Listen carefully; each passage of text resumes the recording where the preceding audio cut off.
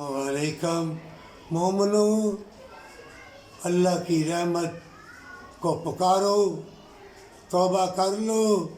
अगर अंदर तकब्बर, गरूर, कीना, बुग़्ज़ पालोगे तो तुम अंधे हो जाओगे और ज़्यादा दुनिया की माल और दौलत की तरफ तवज्जो करोगे। तुम्हारा जो उल्फत प्यार वाला वक्त वो लूट लिया जाएगा। तुम्हें तौबा की तौफीक ना मिलेगी।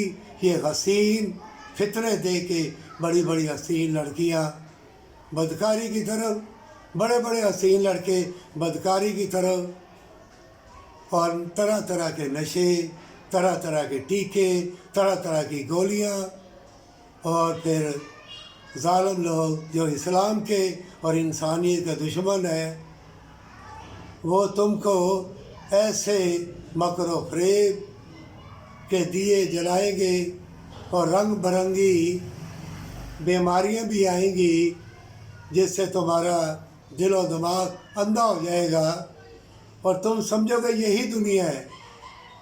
चाहे वली अल्लाह बन जाओ, कोई अल्लाह के हुक्म के बग़ैर किसी के ऊपर अमलियात नहीं पड़ सकता।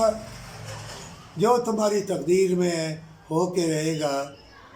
अगर तुम्हारी तकदीर में अल्लाह ने तौबा वफ़ा लिखी है तो लौहे महफूज पे एक किताब है, तौबा कर लोगे तो बच जाओगे।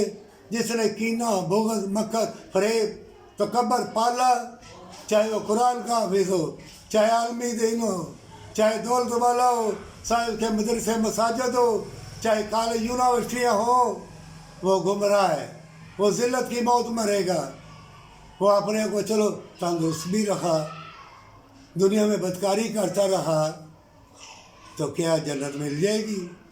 क्या दुनिया में बदी और ज़ख़ीरा अंदोज़ी और मालो दौलत इकट्ठी करने से जन्नत मिल जाएगी?